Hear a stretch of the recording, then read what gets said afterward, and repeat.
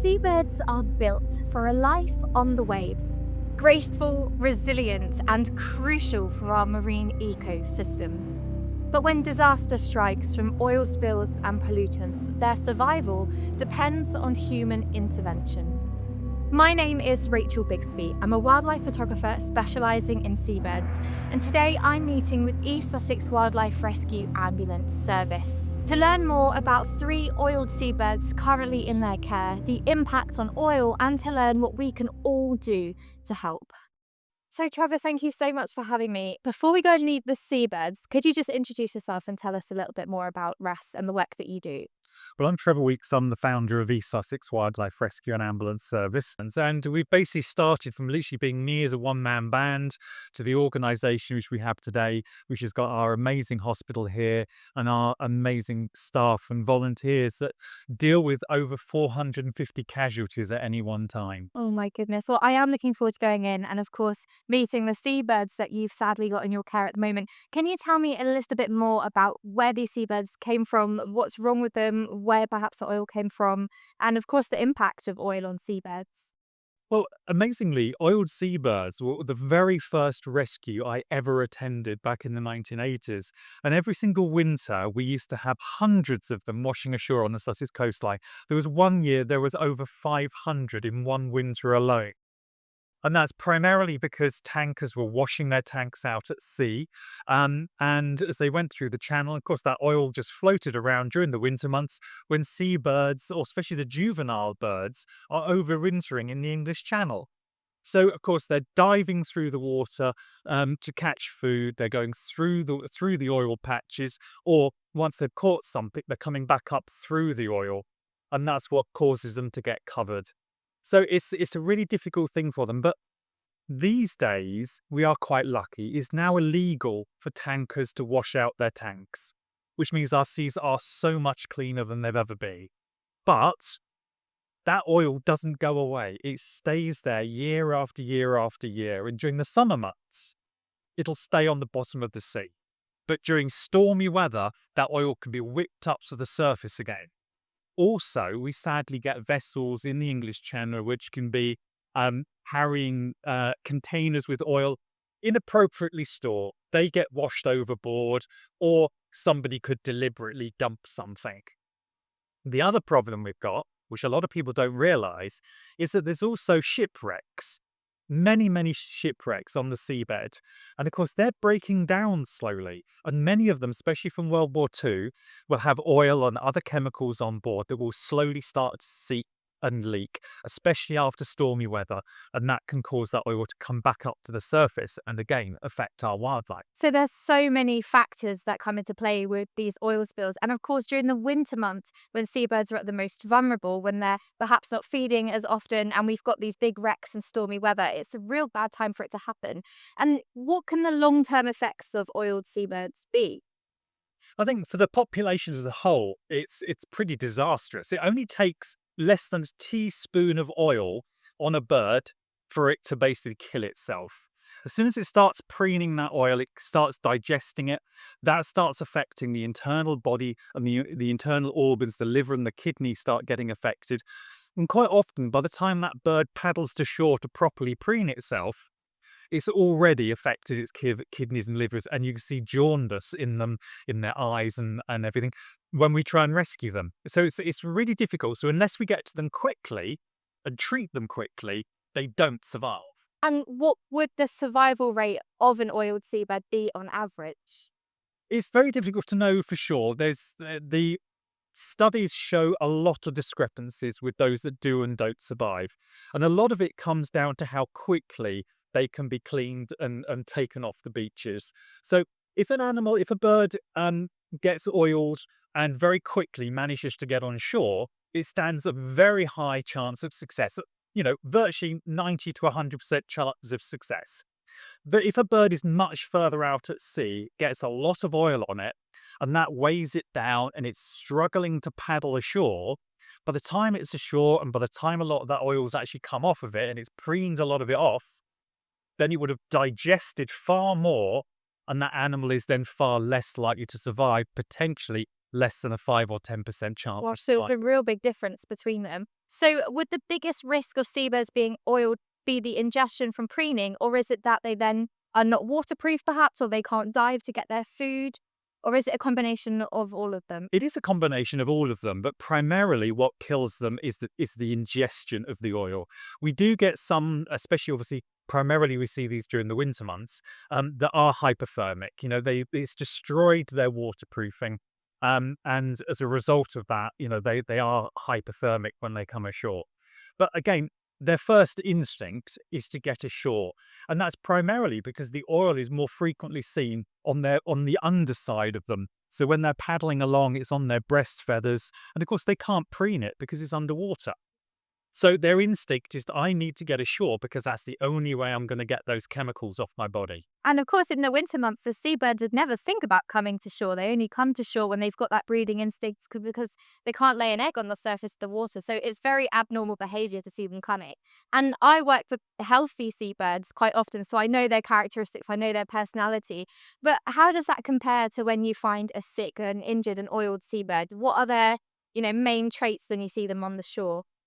Again, some of them, when they come ashore, can look very, very healthy. And we're forever getting people phoning us up saying, I've seen a penguin on the beach. But generally, they are guillemots and razorbills. They're the primary species we see down here on the coast. We also get, obviously, gannets, terns, fulmars, and gulls, of course, that also get affected. But primarily, it's the guillemots and razorbills. And they can, when they're on the beach, they'll sometimes sit up like a penguin and they'll be flapping their wings, trying to get the contamination off their rolls. They'll be preening themselves all over.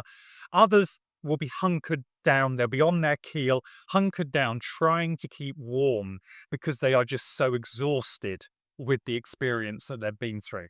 And you mentioned there that lots of people are calling in to tell you about these birds. Presumably, that is the key to success and survival with these seabirds. It's the members of the public alerting you that they've seen new boiled birds on the beaches, and then you can then go out, rescue the birds, and bring them in to the best possible care and chances of survival. So, how can people help? I think if you do see an oiled bird on the beach, the first thing you shouldn't do is walk straight towards it because you'll scare it back into the water and then we can't catch it again. So the best thing you can do is keep your distance. If the bird is high up on the beach, quite often they get deposited near the high tide line. So it depends on what state the tide's in when they come ashore. So if you can get between the bird and the water to cut off its escape route, then do so, but take a nice big circle round so that you don't chase it into the sea. Get on your phone, call your local wildlife rescue, call the RSPCA, whoever you've got locally in your area, and get some assistance as quick as possible. And of course, everyone wants to help wildlife. There are some very kind and caring people. And some people might perhaps be tempted to take the bird home and clean it themselves, thinking that they're doing the right thing. But of course, it's a very stressful environment with seabirds being taken away from the wild. So perhaps people should be going to the local rescue rather than attempting to help the birds themselves. Yeah, it's not uncommon for us to get phone calls from people that have taken birds home with them. And of course, they've started washing them with fairy washing up liquid and other products, and because they've seen rescues do it on the telly. But of course, what they miss is all the medication that goes along with it, the internal treatment that is needed. And this is really, in the early days, back in the 80s and 90s, the success rate of treating old birds was very, very low, only about 5 to 10% in total. But that was because nobody was treating them internally. People hadn't thought about that initially. And it was actually Meter Man, who used to run the Seaford Bird Hospital what got me started, who started treating them internally when they came in. And she was actually contacted by the RSPCA that said, well, why are your birds surviving and ours aren't? And that was primarily because she was treating them internally. And that's what changed the whole industry towards treating them better, treating them not just for what you can see on the surface, but the damage that is happening internally. Oh gosh, and it makes perfect sense if you think about it. But of course, all of this knowledge just evolves with experience. So when it comes to releasing a seabird back into the wild, what are the key signs that you're looking for to tell you that it's healthy and it's got a good chance of survival upon release? It can be very, very difficult. So generally, we treat every single bird as an individual because, like with humans, they're as individual as what we are. So you ideally want an animal that has got a decent body weight. You know, they must be up to their sort of standard body weight for this time of year for that particular species. It must have perfect waterproofing on its body. So they get showered to check to see how the water droplets are appearing on their feathers and to make sure they're 100% waterproof. They've got to be used to and have the strength to dive through the water to get their food source and their fish. And eventually, once that's everything's in place, all the oil and contaminants are off, and that is a nice, bright, and fit and healthy bird, then you can consider releasing them back to the wild, assuming there aren't any oil spills or anything else in that area that's preventing you from doing so. Lastly, on the topic of seabirds, of course, sadly, the rise of avian influenza is looming again. What should members of the public be looking out for in seabirds regarding avian influenza, and what should they do if they suspect that they've seen a bird that's suffering from the disease? Really good question. As a general rule, government advice is if you see a sick bird, you should not touch it. Okay. The risk of avian influenza being transferred to mammals and humans is very low, but the risk does exist. And we know that certainly predators have been found with avian influenza, and that is starting to become more and more of an issue. So really, if an animal is in a desperate situation where it's in imminent danger, then really get some marigolds or something like that. Try putting an apron on. If you've got the old face masks left over from COVID, stick one of those on as well, and then handle it. But ideally, do so covering it up with a towel, something along those lines. But things to look out for: they have a sort of really weird sort of head shake, almost as if they're drunk and disorientated. But you don't always see that. And the problem with avian influenza is initially they don't show any symptoms or signs at all. So if you're concerned about a bird that is sick or injured, then contact your local wildlife rescue and get advice from them. Best thing anyone can do, get your phone out, take some video, take some photos, and get that sent to them so they can see exactly what you're talking about. Because over the phone, your description might not be our understanding of the situation, but a video, especially, as just a short, 20, 30-second video, says far more to us and helped us ensure we give the correct advice. Oh, well, that is very, very useful advice. Thank you so much. And of course, we're soon going to be in spring. The seabirds are coming back to our shores. People will be outside more. So it's really valuable for people to know what to look out for. So I guess it's time to head inside and meet your seabirds. Thank you so much for all the work that you're doing. And I believe I'm going to go meet Katie now. Yeah, Katie's our lead casualty manager. So she's an absolute brilliant angel in dealing with our casualties. She's such a natural, and she'll show you what we're doing. Perfect. Well, thank you so much. It was great to meet you. So I'm now meeting with Katie. She's the lead casualty manager here at East Sussex Wildlife Rescue Ambulance Service. And we're shortly about to go and see these oiled seabirds that you sadly have in the centre. Could you just talk me through the process of rescuing and rehabilitating seabirds that have been oiled? So when they first come in, it's a case of getting them off the beach without them going back out into sea, cutting them off, bringing them into care. A couple of these have come in from members of the public. Others we've been able to rescue ourselves. Once they're in care, it's stabilising them, getting them healthy enough to actually go through the washing process. That includes rehydrating them, giving them some charcoal to help absorb any of the oils they've already ingested, making sure they're feeding for themselves. If not, we give them some tube feeding to support them. Then we start the washing process, which is quite a stressful process for them, which is why it takes so long to get to that stage these days. You mentioned, of course, that it can be a really stressful situation for these seabirds, especially being taken from the wild. They're now with humans. They're around all these different noises. So how do you minimize the stress, and what do you look out for inside the stress in seabirds when you have them here? Panting a lot, gasping a lot.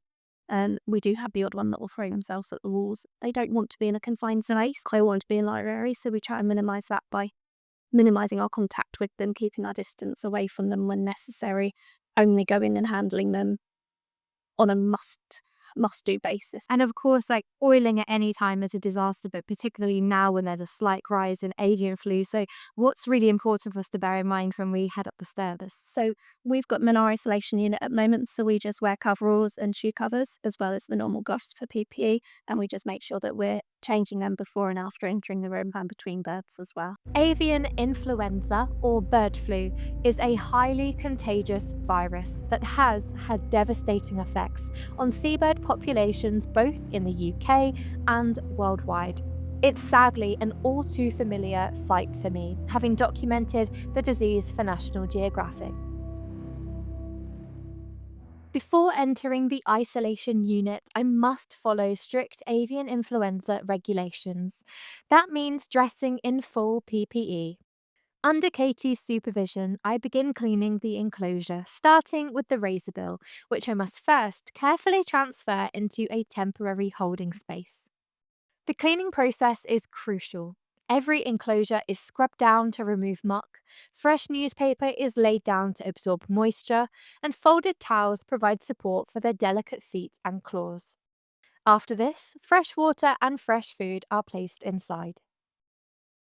Once everything was ready, I gently returned the razor bill before I moved on to its neighbour, the guillemot. You may notice that these birds haven't yet been cleaned, and that's because washing too soon can be deadly.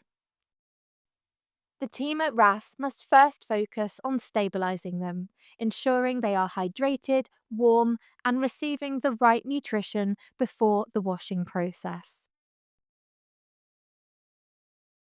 Unfortunately, this guillemot isn't eating on its own. So to give it the best chance of survival, lead casualty manager Katie steps in to provide assisted feeding through a tube, helping the guillemot to regain its strength for recovery.